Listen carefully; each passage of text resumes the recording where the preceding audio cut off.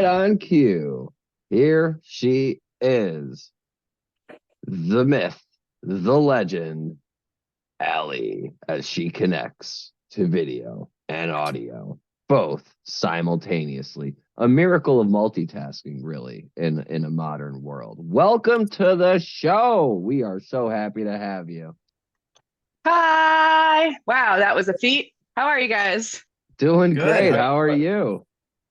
I'm definitely happy that I'm not in my kitchen. I was like, this is the I one room think. that's going to echo Mhm. real bad.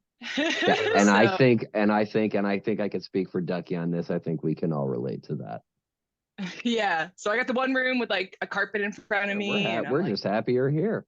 Um, let's get it going. And like I was saying, we are so grateful to have you on the program.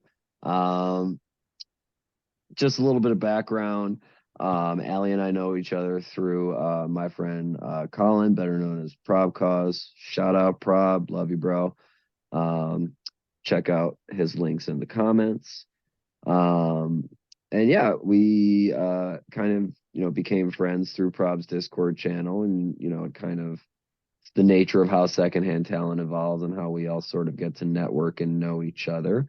And yeah, Allie, welcome to the show, and just wanted to give you the opportunity to just kind of introduce yourself and let us know kind of. I guess the first thing I would ask is, what kind of brought you into this sphere of being more involved in music and sound. yeah. So like, I grew up in a really small area in Western Mass, so like there wasn't a whole lot to do. So it kind of started in like old school MySpace days where like you find your local homies on MySpace music and then you go see them in my situation, go see them in a fucking church. 'Cause it was the only stage that we could give them to play on. So I'd have some like homies from all over that I was meeting online. Um, and I'd have them stay at my house, and then other homies from like high school were coordinating these shows. So I was just like this go between in that way, which led to going to concerts, Warp Tour, that kind of shit, all through college. Midway through my freshman year, I met a really good friend who is like still one of my best friends to this day, and he took me to my first festival, which was Camp Bisco. And from there, I was like, all right, I'm changing my major. I want to study arts management. Why don't we have festivals out here? This is crazy. Like, just needed to be involved in that. So like, super started listening to like any kind of electronic music I could get my hands on. And like doing the experimental things we all do in college while listening to said music. What And are you talking? You're not talking about anybody here, of course. That's just oh that no, would just no. that would be unreasonable. My ears perked up. I thought I heard my name, but it must have been the howling wind. So sorry. Continue. Yeah, so I mean that really sparked the fire for me to want to be in some way involved in like the festival scene. Easiest way in the 2010s was to be on a street team for a promoter in the area, which led to an I, internship for a little bit, and that I can was cool. But actually that street team life was just like, give me free tickets, I want to go to more shit, and please. I can actually speak. I can really speak on that street team experience because my buddy Danny and we're gonna have him on the show in the near future, which my co-host is finding out about for the first time right now.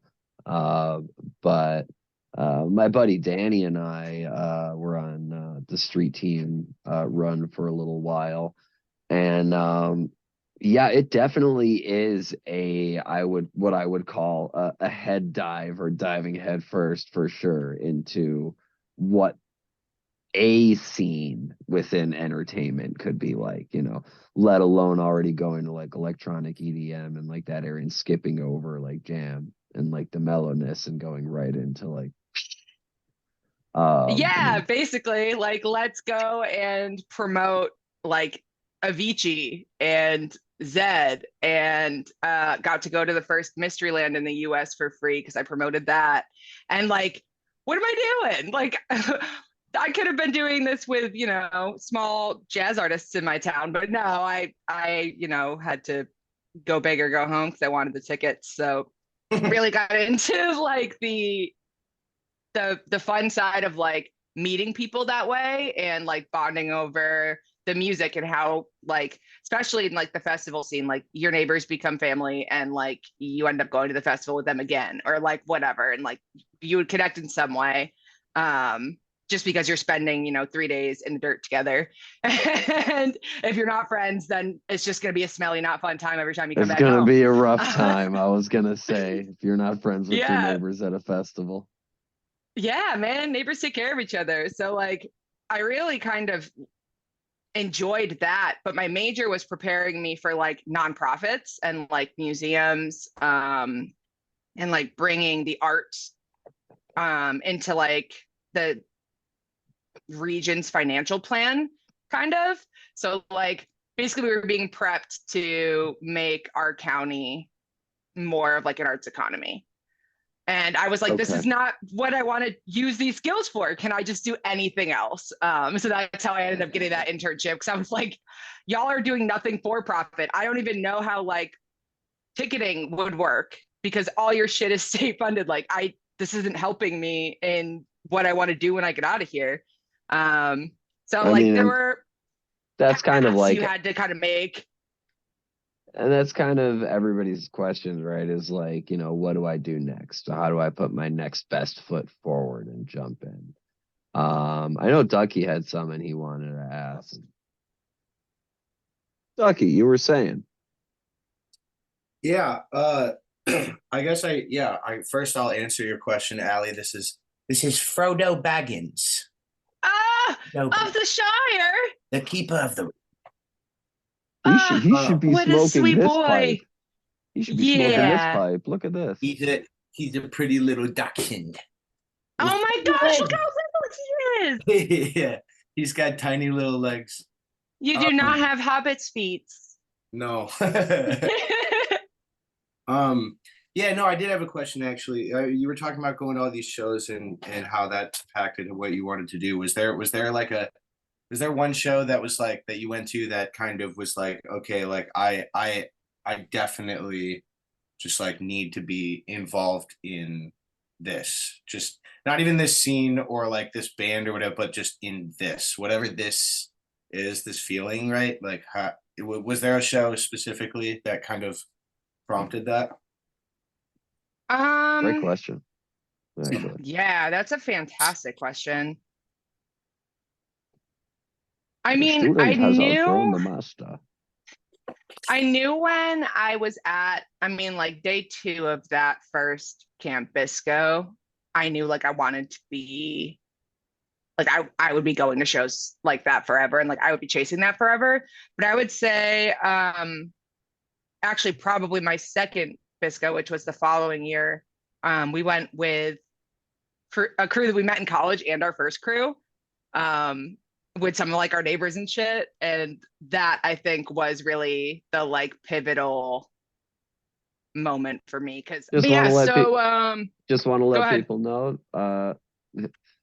Hey, Secondhand Talent family, quick interjection here. Just want to let y'all know that this might include a sensitive topic. So just Subject letting warnings.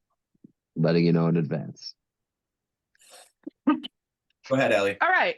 So yeah, what were we talking? Camp Bisco. So yeah, basically one of my first college friends and like the person who lived like right next to me in my like freshman dorm overdosed, and the first thing I went to after that happened was Bisco. So really being able to be in like a group setting around people who are definitely going to be casually using, and being the kind of person that had already experimented a little bit, I think that was it. It was less the music and more like that community of like when you're on festival grounds, it is a whole different world. Like everybody's taking care of everybody. There's less of that like fear I'm going to be in trouble for checking something out. And I think that was really what made me like come back home and be like, I need to host one of these. Like, this is like a safe haven. This is like a place that I can do something I love, which is see live music, but also have like this deep communal experience, I guess. I So mean, that was really it. it's maybe about it's- fellowship, right? It seems Yeah, like, it's- it seems like you kind of wanted to then provide that feeling of like being safe in your grief to other people, or not even in your grief, but being safe. It seems like you wanted to provide the experience you had to other people and as many people as you could. Yeah, I would say that resonates. I mean, I think like a lot of my experimenting happened with that friend. So I think it was one of those like shock, like fuck, like damn. So I think that's why I ended up like having the connecting moment that way. But he was also like the homie that got me into some of my favorite artists. Like I wouldn't love Mac Miller the way that I do if it wasn't for this homie. Like we always drove back to his house, you know, on weekends listening to J. Cole mixtapes. Like these are things that I wasn't doing with anybody else. So being able to have like the person that I was so grounded with through music, and I've actually experienced a lot of unexpected loss with very tight friends that also like we had a deep connection through one artist or another musically. So I think that was really the driving factor for me, is being able to say like, no, like music is healing and the community you find in music is healing. So Me and I Steiner, think that was it. Me and On Steiner a very real note, that loss and that healing. On a very real note,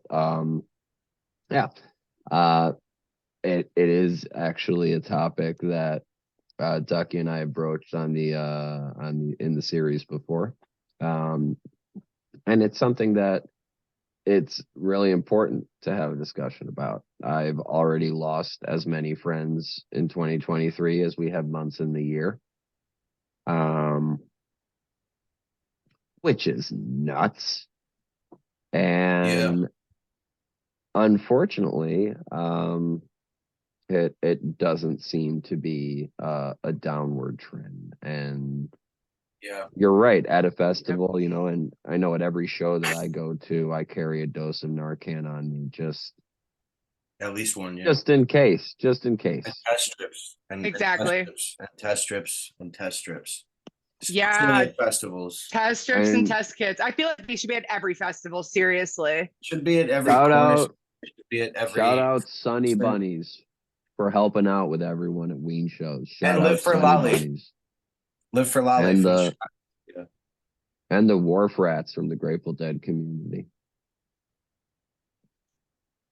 Yeah, I think me and Steiner can just both resonate in that loss, but then also in that feeling of healing in those musical communities. I mean, I haven't been really a part of any like EDM or like festival scenes, but I've been just a big jam fan my whole life, and I've been like a part of the jam rock community around my professional space. And they're very similar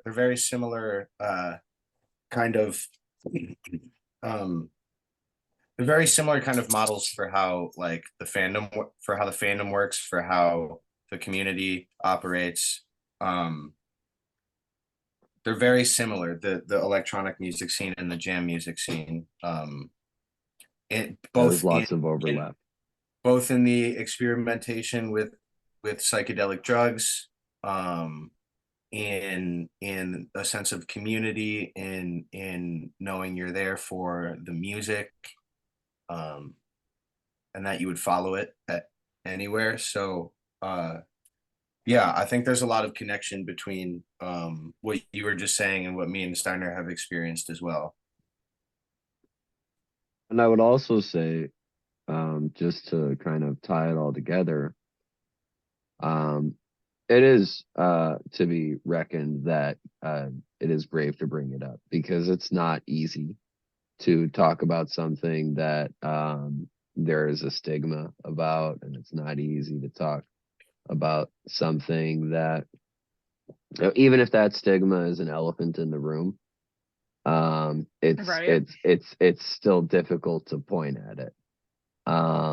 So thank you for bringing that up and adding that to be a part of the show. And I guess what that kind of leads me to wonder as I put my interview glasses back on is Ducky and I, as he was saying, both know how we found community and friendship through music, right?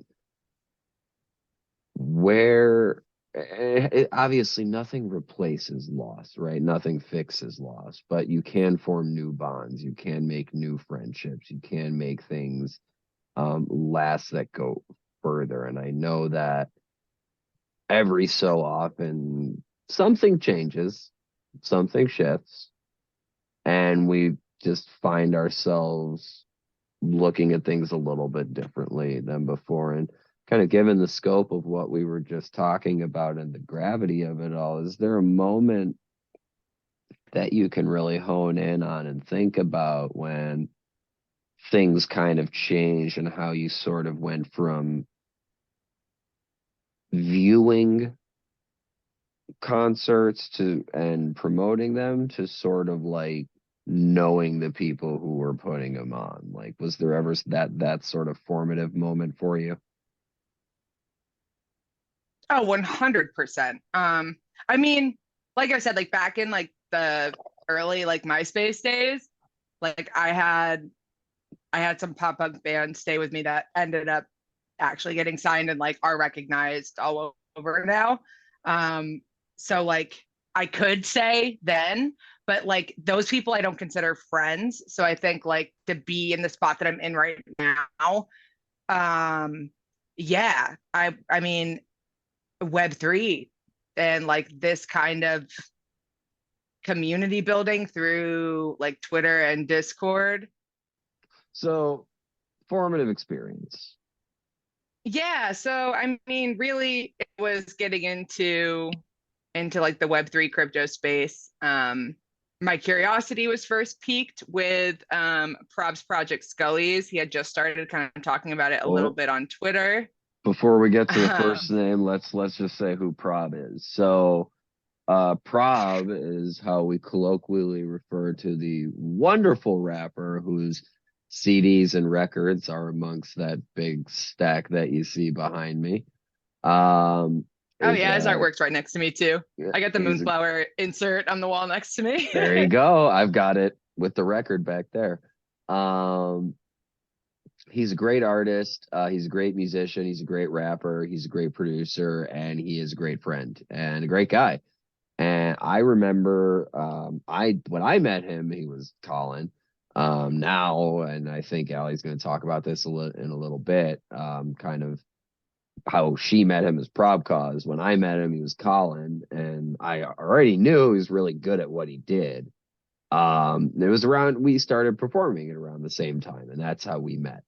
We are both from Chicago, and here. So you were saying, Allie, about Prob. Yeah, so he started talking about his project Scully's and teasing that a little bit. And like I didn't really know Scully's, by the way, anything. are one of Oh, Prob's NFT projects. Just for context, sorry, we lose that a lot here. I was gonna say, dude, So I'm gonna kick you out of the Zoom, dude. I'll shut so up. I'll shut up. I'll shut up. yeah, I didn't really know shit about crypto or NFTs or anything. My partner had just started getting into it a little bit, but at that point, Ethereum, which is what you use to buy the Scullies, was up by like a lot. So it like there was just no way I was ever gonna own one. And I was just like, well, the art's cool, so I guess I can just enjoy this for being art. I hope someday my partner makes enough money off of his investments for us to have one. And fast forward a couple of months, and um, a buddy of Prob's started a project. He also used to like do video work for Grizz. His name's Lane. Started a project, Tie Dye Ninjas, where I got to meet Muzzy Bear and like work with those guys a little bit after their launch, and like really had to learn what the tech was so I could mint and like own the JPEG and whatever. So I was kind of building community there. We all were on the same wavelength about like vibing for music, vibing for positivity, like trying to make approaching art fun and like accessible for people. So that was a really cool bridge to me meeting musicians and having them be like a friend or like somebody I could just text. Took a couple of months of like just being in community with these people, but it wasn't like anything crazy happened. It was just that like I happened to win a Scully that Colin made for Grizz, and Grizz was like, just raffle it off. I already have one. Someone else will enjoy it, and I happened to win So it. I was wondering, I was gonna ask how you got your first Scully. I still need one. Yeah, I wish yeah, recording I on know. Twitter Spaces was a thing back then, because our buddy Keegan had me on his like daily space when I won it. And I just like, guys, can I just be really excited for a minute? And like I have video of me like running throughout my house, like hands fucking shaking. I was so fucking soaked. This thing was worth like $1,200. Like there was no way. I was unemployed. I wasn't gonna be able to get one of these.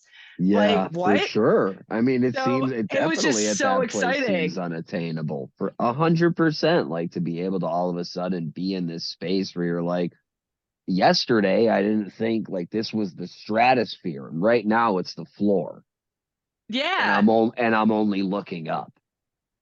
And exactly. I think that's part of the magic of it as well. I knew, so knowing that, now you're looking at this new floor and obviously then a new, ceiling. Do you think that you can do that again and get to that next space where you're trying to reach in your career, life, whatever you want it to be? I mean, yeah, I believe I can. I'm not I'm not like solid on the how or the where of it. That stays in flux, but I have in the last like year or so grasped the ability to say no to things that don't align with my specific path. Like I have been able to recognize in the moment that like this opportunity is not actually what I want to spend my time doing. I want to be doing this instead. Um, so yeah, I think I can. I just don't know how I want to apply it yet. And it's really easy for somebody who's like creative, like I am, to like just want to sit at home and like make art, but I don't enjoy monetizing my art. It takes away from it for me. So being able to lean more into this whole like community and how do I create, safe, open space for people to just exist through whatever the hell is going on for them, and provide a toolkit of like any of these things could maybe make you feel better if you want to give it a shot, or you can just sit here. That's cool too. Is really where I'm headed. I just want to be able to share like we're all going through shit at some point, and I've just gone through enough in my life that like I have a firm understanding that everybody just wants somebody or some place. So if I can provide that in some way, You that's know, that's what I want to be doing. one way or another, all of us has learned one of the hardest lessons in life, which Wayne put into words, which is that the hardest way out is through. And that rings true for a lot of situations that I've been in my life, a lot of things that have happened in my life, that the hardest way out is through. And I can resonate with shout out Wayne Hale Bubnish. I can resonate really with the floor ceiling thing too, in terms of the photography uh intro into the music scene, and then further into wearing other hats. Real quick, Ducky, you were talking about wearing different hats. I just had to say shout out Matt Crozier. Love you, buddy. And speaking of new hats and things coming on, what is it? Yeah. Is that a Steely? Oh, That's a sick. Steely that's his signature Steely Rose. Matt Crozier. Yep, you'll see his Insta pop up right here. It is awesome. And he made that little power blue Bugnish as well. Hell Bugnish. And actually his entire hat is has Matt's pins on it. Drink it, Stein. This Terrapin Station. Yeah, I just pulled out this beer. It's the Munyon Moving On IPA. Probably looks a little wonky to you right now, but it's from Miskatonic Brewing. It's in celebration of Munyon's latest single, Moving On, available on all streaming platforms. And that so far is my anthem of 2023. I have not stopped listening to it every single day, and I for one am glad that they made a beer to celebrate it. Try to find it, because the Moving On IPA. It's funny that I was talking about wearing different hats and you brought up Munyon, because I was kind of going to talk about how I started shooting shows, just like small Chicago bands, and then just slowly going up through I was going to say ranks, but that's like a really terrible word to describe the jam music scene in Chicago. It's not really like that. Or just music in general, and if is how you like, that's just whack. But and I've shot bands bigger than Munyon, but there's something special about I started shooting so much, and then eventually stepped into the role of tour manager for Munyon recently, and that was kind of like that floor ceiling, and then flip the floor, right? So then the ceiling's even higher now. That was that kind of moment for me, where it was just like a job even further into the community that I was trying to be a part of professionally. That was a really fun kind of transition. I gotta say, I'm somewhat envious of you both in that regard. I'm grateful. Was yours like instant, Ducky? Like, was that like a quick thing for you? Like, was it like you connected with them while shooting on like was there like a moment that you were like, well, oh shit, they really fuck with me? Or was it like there was just a need and you filled it? Well, actually, not really, because I had been shooting for a while. I'd been a fan of Munyon since like 2015. They've been one of my favorite bands, and I had even reached out to a couple of the members before, like, yo, if you need shots for a show or whatever, and they were like, we got someone coming out, it's all good. And so I was just shooting other bands, Just for some quick context, real quick. One of the members of Munyon is a member of a band that I used to work with, and that's kind of how I became known in the sphere. So this is all news to me. I'm learning stuff about my co-host all the time. I did not know genuinely any of this, so I just had to interject, because that's surprising. Really, so I really to be think hearing that this they for just the first time. I really think that they just didn't, dude. I'll even do you one better in a second. I used to think they just didn't fuck with me, really, because they were like, no, we don't really need photos from you. Oh man, no. Like, we got a guy. No. And I was like, all right, like that makes sense. I mean, it's a cutthroat industry professionally, and not cutthroat in that photographers compete, but like if it's a mid-sized band and they got a guy, like they're not going to pay another photographer. And I also just wasn't really taking, I think, quality enough photos for where they were at that time. So it was just like kind of a moment of like, you got to work more, at least in my head.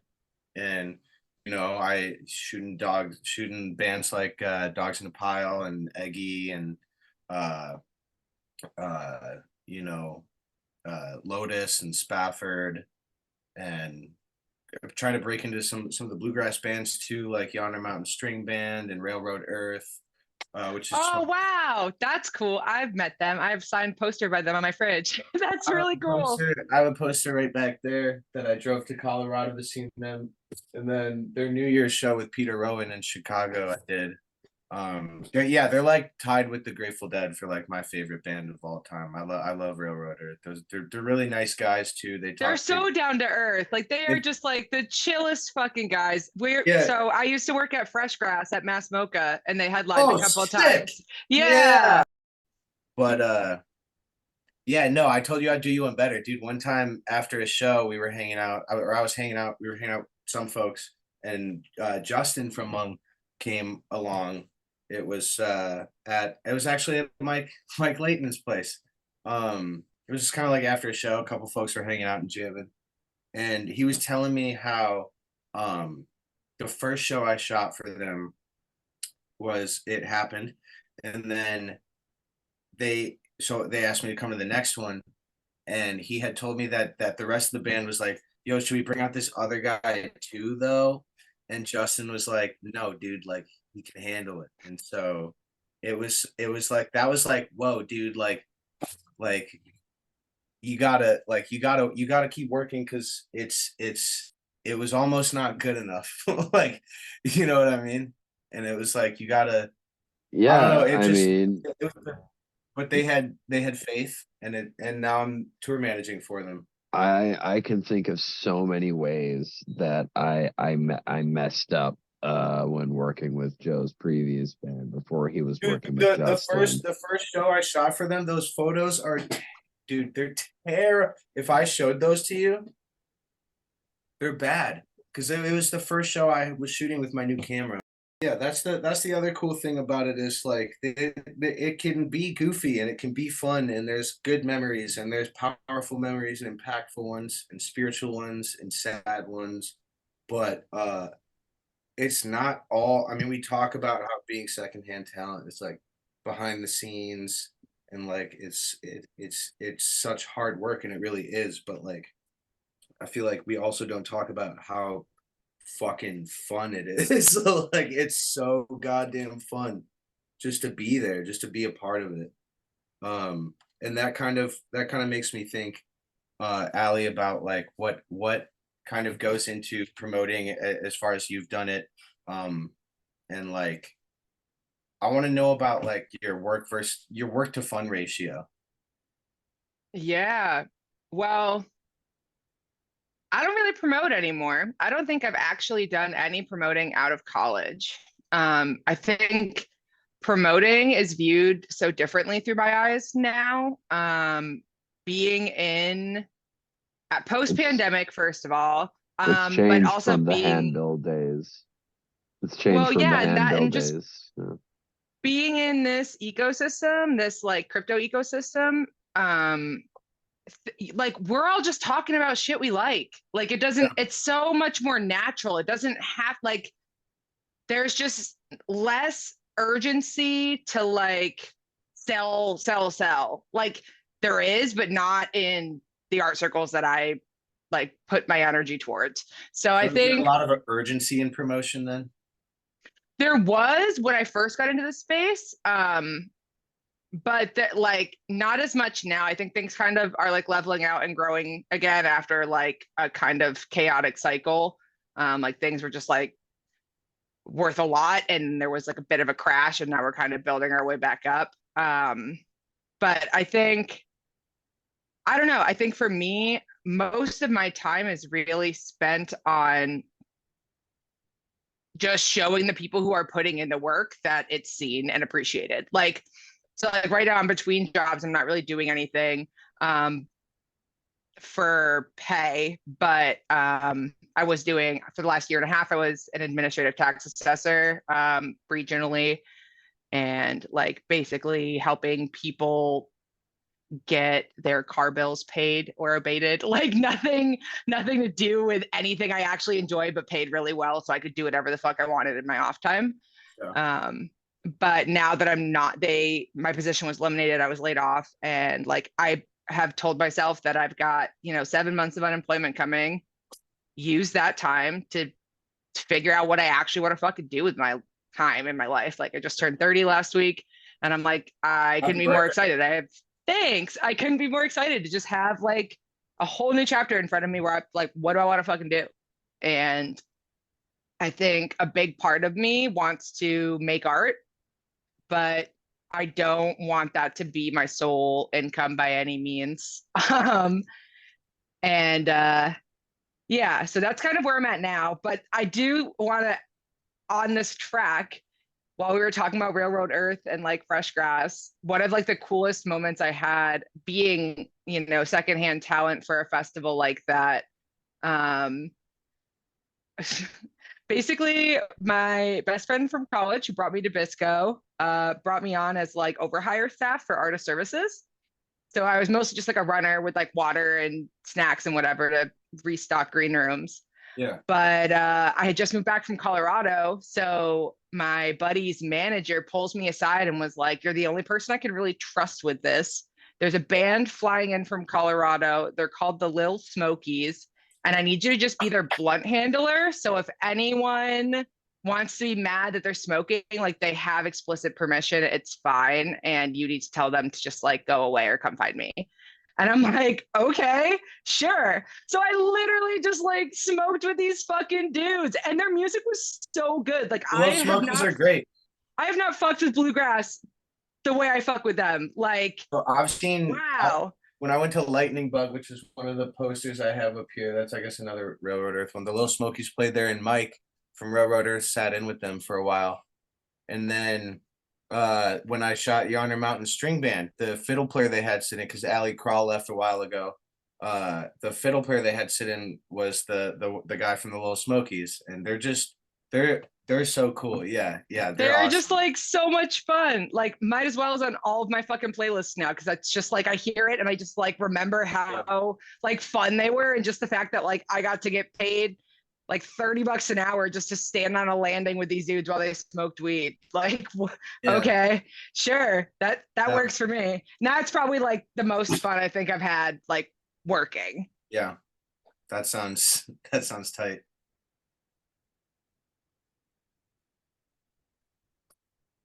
All right, well, that's some great content. All right. that was great. I'm glad you guys got that.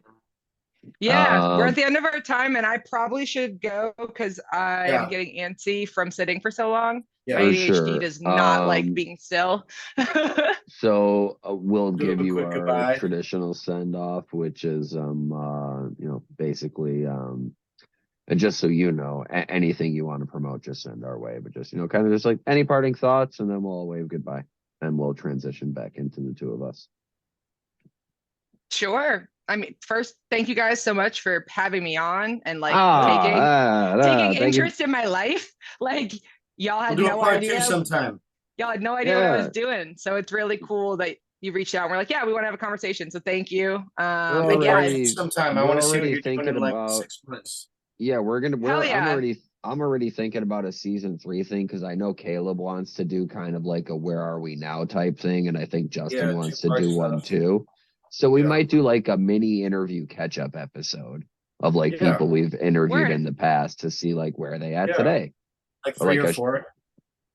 Do 3 or 4 in an episode. We'll talk in a few minutes, because I just had an idea too. All right. Yeah. Anyway, yeah, I just don't want you guys to be stuck on time. But yeah, thank you. I have art up. If people are into crypto, I'll mention that. I'll give you guys a link to it so you can drop that.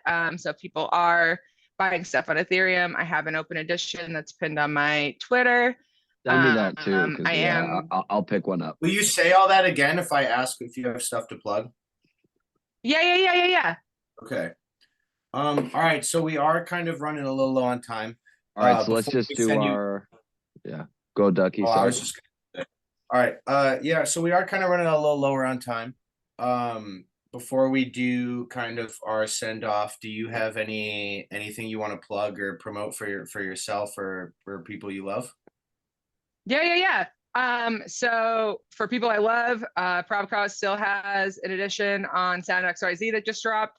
It's fucking dope song. It's super affordable. So definitely, I've got 13, like definitely scoop that up.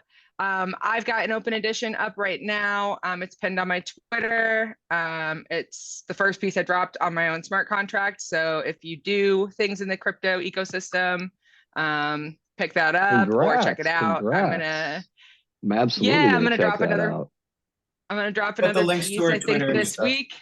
So Links in the comments. Links in the comments. Yeah, we'll link everything to your Twitter. Yeah, I'll get you guys links, and I'm probably gonna have some kind of drop thing coming up soon in the next like week or two. I've got some photos from New York. I think I want them in. But Keep us outside of that, posted. I'll be just kicking in the internet. So Okay, hopefully, I guess check her socials for information. Yeah. On that drop. Yeah, find all that Yep, it'll be on my information in the Twitter. comments. Find all that information in the comments. Allie, thank you so much for joining us. It was a real pleasure having you on. For Ducky, on behalf of Ducky and myself, thank you, Allie.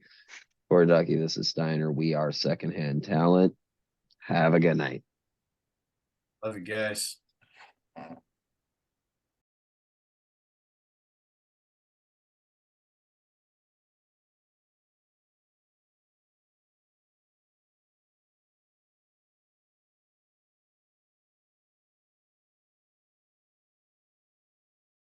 You're being so good, not even being wiggly. Did something happen? You want to say hi? You Wait say a minute. hi? It's another dog. Yes. Are we in Is the that another Matrix? pup? Who's that? Who's that there? What's That is a happening? little puppy. Where did my dog Yes. go? Where did my I know dog go? you're tired. How? What?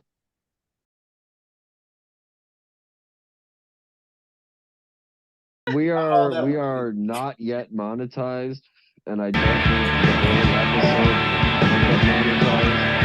So, folks, go check out my glasses. Can't find your glasses. What the shit is this?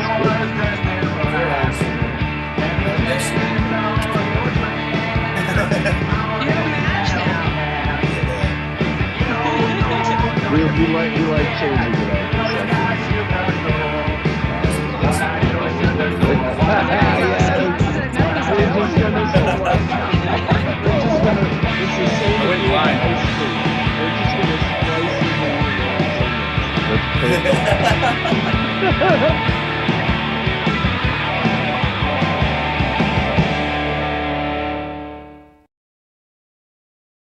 By the way, seriously though, this is of all the hats that I've worn on the show, this is actually genuinely, I think, the second time I've ever worn this hat. It's a cool hat. I dig it. I don't like it for the way it looks, and this is clearly not airing because my hairline is in it, but written all throughout the inner linings, it says everything is possible. That's awesome. You can't really see As it someone who through the- collects hats, I need to know, is this the one that dog had chewed? I've got No. about 50, if that's what you were gonna ask. Do you have one of these? Nope, my freaking auto zoom is put not it, ideal. but if you put it on, then it'll Oh, recognize that's true. it. Yeah. But like, yeah. So it's called a Findlay hat, and like you can bring this whole thing down while you're skiing or snowboarding, and like keep it on your head, and it's got like a little stash pocket on the inside. So I've got gosh, hats with why? stash pockets on the. Oh, that's awesome. I've got hats like that. Not that hat though. That's crazy. Yeah, so they're called Findlay hats. I've got a couple of them, but they're so fucking cool. And they make like a hard hat shell you can put on the inside and literally wear it as a fucking hard hat. Like I would love to Denver-based have one of small those. company. Yeah, send me their information. I would love to have one of those to wear on the show. I'll send it to you. Tell them to be now. a micro sponsor. I would love to have them sponsor a hat. Are you kidding me? Are you Denver That could be fun. Are you Denver based? No. I just have homies that found them. Dude, if you know them and they want to like send us a hat and $100 for to wear it, like, I mean, that would be. We're in the space where like we are starting completely from scratch. I am in a robe in my goddamn living room right now. They're still pretty small. I don't know. I know they might be down to like partner with you. I don't know if they do like paid promotion, but they might like give you like I a mean, discount on a custom hat or something to wear it on the not even a show. custom. Like, send me like a regular ass hat, and I'll fucking dump all of their links like on in the comments of the official video. Dude, the best part is that they're literally Anyone lifetime you know warranty. that So fucking anybody dog that and you chewed it, know, and you can mail it any and they'll fix it. anybody that you know that might be interested in being like a micro sponsor, we have strictly refused to be sponsored through Buzzsprout or YouTube or through any of those channels that corporatize kind of how you You get should try and monetized. partner with DanceSafe. They're a bigger harm reduction company, and they might do a Group Safe partnership is of one too. sorts. Group Send Safe me is one. all the send me all the information you can think of all the time. Are you thinking Like, of Group Safe? No, I was thinking of DanceSafe. Oh, I know Group Dan Safe Safe. thing I too. know Dan Safe. But like,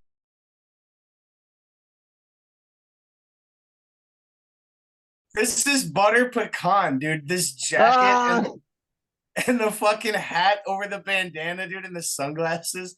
This is literally butter pecan right now. oh, butter pecan, I'm your biggest fan. Come Yo, what's on, up, man. man? I'm from the east side of Chattanooga, Tennessee. Yo, me and Steiner had this joke. Me and Steiner have had this running Chaos. about a rapper, a fat white guy rapper from Chattanooga Tennessee, called Butter Pecan. I need And to show her the video. I Hold just on. ordered this jacket, and this is butter pecan. I'm realizing now. I've got like I'm it like is I look like un- J Rock from Trailer Park Boys. It is Oh my God. undoubtedly butter pecan. Look at me right now.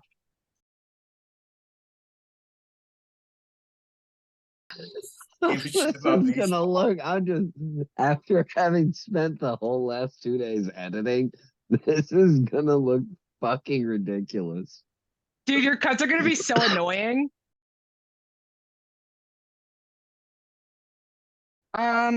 Okay, It's let me only- find a cool hat. I've got hats that I haven't worn yet too.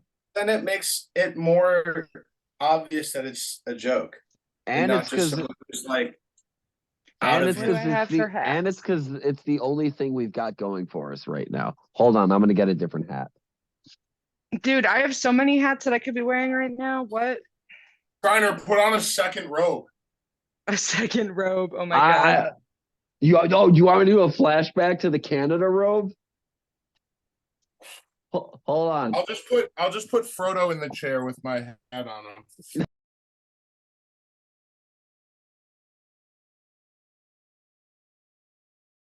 This was my grandfather's Dodgers hat. He was from Canada. I don't I don't know why he. And then he moved. Dude, Canadians are so weird about their sports teams. No, but he Well, moved. yeah, it's because the only experience they have with American sports is the Expos, and they left them in a bitter divorce. That's He immigrated to Michigan, so I don't. There's no connection to the Dodgers. Anyway. He came here to play hockey, dude. I don't even know Okay. why.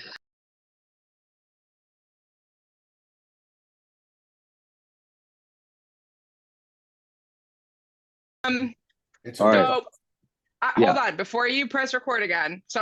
Well, it's just recording, so I mean, there's It's nothing fine. to- Before we start formally again, I made notes that I didn't actually take notes on because I decided to fucking You take know a what? shower I instead. actually, for the first time, printed out the questions.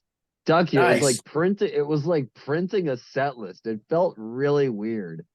I was like, whoa, like, Formal. oh man, I don't think I've ever done this in my life. What the fuck? I try to get these after the show, not before the show. Like, seriously though, like, this is the type of shit that we need to know. This is why we, as secondhand talent, like, look, This is me being secondhand talent. but no, like, Allie, you gotta we put something literally different on in every the cut now, too. episode, in Wait, literally why do I have to every put something different on? Because it's fun. But no, let's do that Swag after 9,000 down there. do that after the second cut, Ducky. Do that after the second cut. But I want your outfit to just evolve throughout this whole thing. Yeah, dude. By the end, I'm just fucking naked. No, Like, yeah, just I just see you something in like different. 3 hats, like something different earmuffs after on. every cut. Yeah, something different Yeah. after every cut.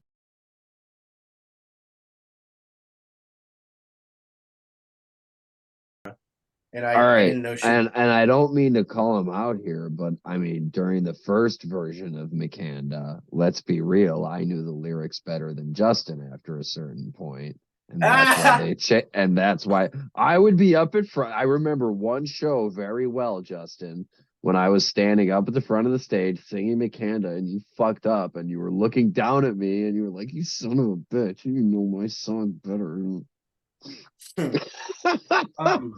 I love how we can make memories like that. Yeah.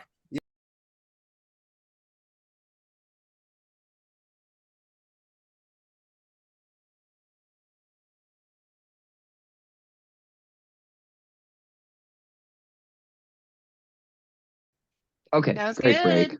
Nice to meet you. How are you? How's everything going? Good, good. I should say didn't nice. I should say nice to meet you face to face again. This is after we met Yeah. yesterday. After we met the other day face to face. You met me like the day 2 before. stoned yesterday. And like actually that was the second time this week somebody just like hit me up like, hey, can you just hop on a call quick? And I want to be like, yeah, opportunities are cool. And the other part of me is like, fuck, I haven't smoked flower because I was in the city for my birthday. And now I'm just smoking joints like crazy again and getting just like stupid stoned. So both times I was like, how lucid do you need me?